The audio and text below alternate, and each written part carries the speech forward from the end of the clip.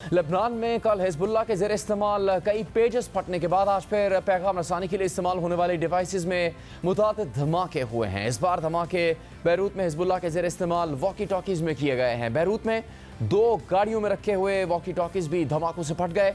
Al Jazeera के मुताबिक आज होने वाले धमाकों में कम से कम 9 अफराद मारे गए हैं और 300 अफराद जख्मी हुए हैं। सिर्फ यही नहीं, बरतानवी अखबार गार्डियन के मुताबिक लेबनान में घरों में नस्ब सोलर एनर्जी सिस्टम्स भी धमाकों से फट गए हैं। साथ ही कई दीगर डिवाइसेस के फटने से मुतालिक भी सोशल मीडिया पर वीडियोस गर्दिश कर रही हैं, जबकि गाड़ियों की बैटरीज फटने की भी खबरें आ रही हैं।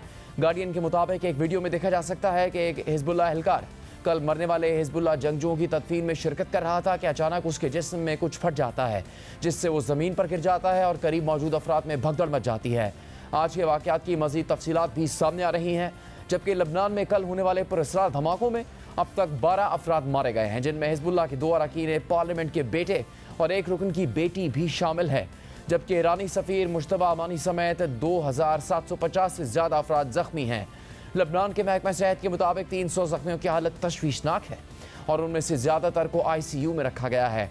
सिर्फ यही नहीं, लेबनान के अलावा शाम में भी हिजबुल्लाह के ज़ेर इस्तेमाल कई पेजेस फटे हैं, मगर जहां हिजबुल्लाह के खिलाफ इजरायली खुफिया एजेंसी मोसाद की इस गैर मामूली कार्रवाई पर दुनिया हैरत ज़दा है, तो वहीं हिजबुल्लाह के सिक्योरिटी, इंटेलिजेंस और मवासाती निज़ाम और सलाहियतों पर संजीदा सवालात उठ गए हैं। इसे बहुत बड़ा सिक्योरिटी ब्रीच करार दिया जा रहा है। खुद हिजबुल्लाह ने तो इसराइल पर जिम्मेदारी डालते हुए बदला लेने का ऐलान कर दिया है, लेकिन इसराइल ने सरकारी सतह पर इस कार्रवाई की जिम्मेदारी कबूल नहीं की है और अब तक खामोशी इख्तियार की हुई है, जबकि अमरीका भी लाइल्मी का इजहार कर रहा है। मगर हिजबुल्लाह लबनानी हुकूमत के साथ साथ खुद मगरबी मीडिया भी पेजर धमाकों को इसराइली खुफिया एजेंसी मोसाद और इसराइली अफवाज की कार्रवाई करार दे रहा है। इस सब में सबसे अहम सवाल यह है कि इसराइल ने कैसे हिजबुल्लाह एहलकारों के ज़ेर इस्तेमाल पेजेस को धमाकों से उड़ाया, मोसाद ने किस टेक्नोलॉजी और हिकमत अमली का इस्तेमाल किया। इस हवाले से 2 थ्योरीज सामने आ रही हैं।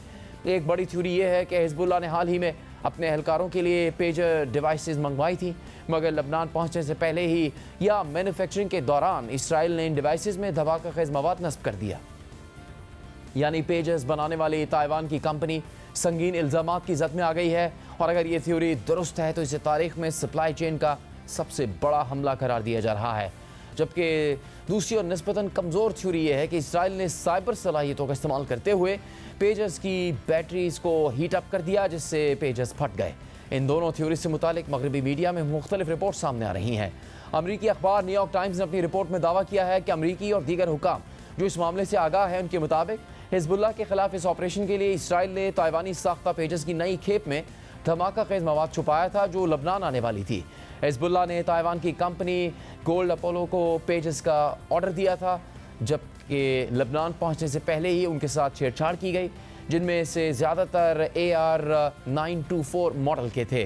तो हम शिपमेंट में 3 दीगर मॉडल्स भी मौजूद थे। 2 अहदेदारों ने बताया कि धमाका खेज मवाद जिसकी मिकदार 1 से 2 औंस तक थी, उसे हर पेजर में बैटरी के बिल्कुल साथ लगाया गया था और एक स्विच भी लगा दिया गया था, जिससे दूर से धमाका खेज मवाद को डेटोनेट करने के लिए इस्तेमाल किया जा सकता था। कल दोपहर को 3:30 बजे हिजबुल्लाह के ज़ेर इस्तेमाल पेजेस में एक मैसेज मौसूल हुआ।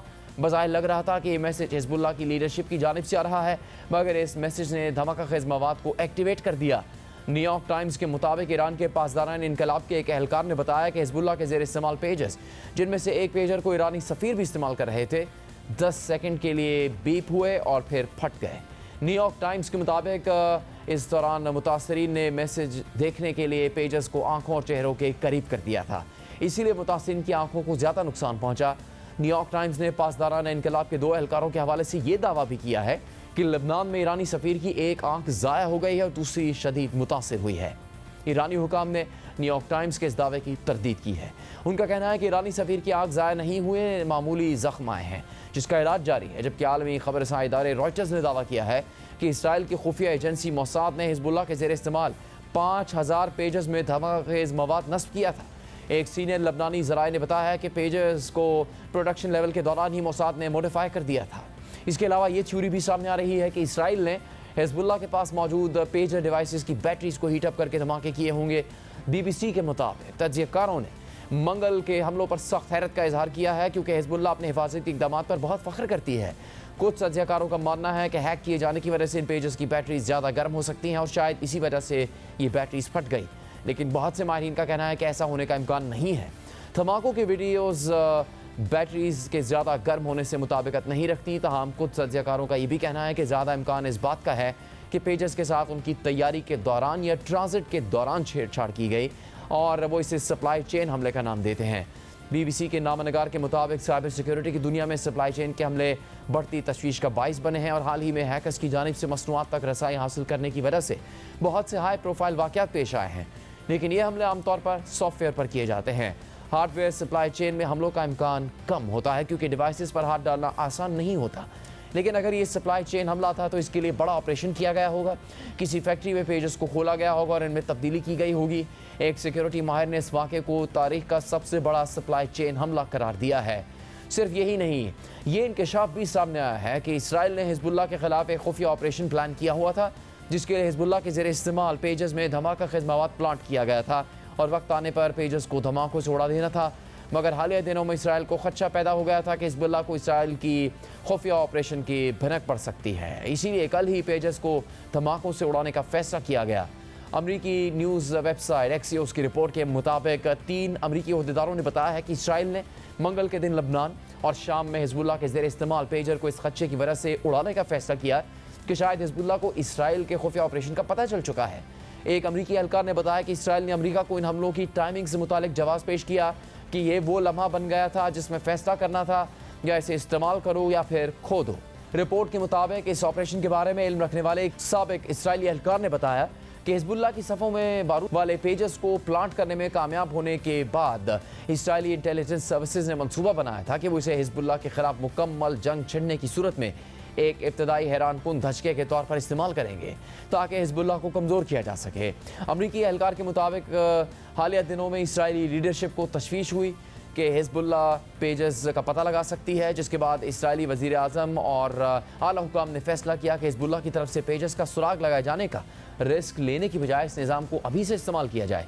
रिपोर्ट के मुताबिक इसराइल को इसलिए तशवीश हुई थी क्योंकि हालिया दिनों में हिजबुल्लाह के 2 एहलकारों ने पेजेस से मुतालिक शकूक व शुबात का इजहार किया था। जबकि पीर के दिन सदर बाइडन के एक आला मुशीर ने इसराइल का दौरा किया था तो वो नेतन्याहू, इसराइली वज़ीर दिफ़ा और दीगर आला हुकाम के साथ ऑपरेशन के मुमकिना तौर पर कॉम्प्रोमाइज़ होने से मुतालिक घंटों तक सिक्योरिटी कंसल्टेशन में मसरूफ़ रहे थे। मगर अमरीकी एहलकार ने बताया कि जब इसराइली हुकाम अमरीकी मुशीर से मिले थे तो उन्होंने इशारा तक नहीं दिया कि पस पर्दा क्या चल रहा था। रिपोर्ट के मुताबिक मंगल की शाम को जब लबनान भर में पेजेस फटने वाले थे तो चंद मिनट पहले इसराइली वज़ीर दिफ़ा ने अमरीकी वज़ीर दिफ़ा लॉयड ऑस्टिन को फ़ोन करके बताया कि इसराइल जल्द ही लबनान में एक ऑपरेशन करने वाला है। मगर इसराइली वज़ीर दिफ़ा ने इस हवाले से तफसीलात बताने से इनकार कर दिया। अमरीकी एहलकार ने इसराइली वज़ीर दिफ़ा की कॉल को अमरीका को मुकम्मल तौर पर अंधेरे में रखने से बचने की एक कोशिश करार दिया है। अमरीकी हुकाम इस कॉल को पेशगी नोटिस के तौर पर नहीं देखते। अमरीकी महकमा खारजा के तर्जुमान ने रिपोर्टर्स को बताया कि ना ही हम इस ऑपरेशन से आगाह थे और ना ही इसमें मुलव्विस हैं। बहरहाल हिजबुल्लाह के लिए इंतहाई परेशान कौन सूरत हाल है और पूरी दुनिया इस पर हैरत का इजहार कर रही है। हिजबुल्लाह ने रवां साल नई टेक्नोलॉजी छोड़कर पेजेस का इस्तेमाल इसलिए शुरू किया था ताकि इसराइल के किसी भी साइबर हमले या हिजबुल्लाह के आपस के राबतों को डिटेक्ट किए जाने से बचा जाए। मगर इसराइल की कल की कार्रवाई के बाद हिजबुल्लाह की सलाहियतों पर सवालात उठ गए हैं। हिजबुल्लाह के सरबराह हसन नसरुल्लाह पेजर धमाकों के बाद पैदा होने वाली तशवीशनाक सूरत हाल पर कल खिताब करेंगे, जबकि इस पूरी सूरत हाल में ताइवान की गोल्ड अपोलो नामी कंपनी संगीन इल्ज़ामात की जद में आई हुई है। कंपनी ने इल्ज़ामात की तरदीद की है और कहा है कि एक और मैन्युफैक्चरर जिसके पास गोल्ड अपोलो का लाइसेंस था उसने ये पेजेस बनाए जिसका नाम BAC कंसल्टिंग है और यह हंगरी के दारुल हुकूमत बुडापेस्ट में कायम है। गोल्ड अपोलो के बानी ने बताया है कि ये प्रोडक्ट उनकी नहीं थी और सिर्फ इतनी सी बात है कि इसमें उनका ब्रांड लगा हुआ है।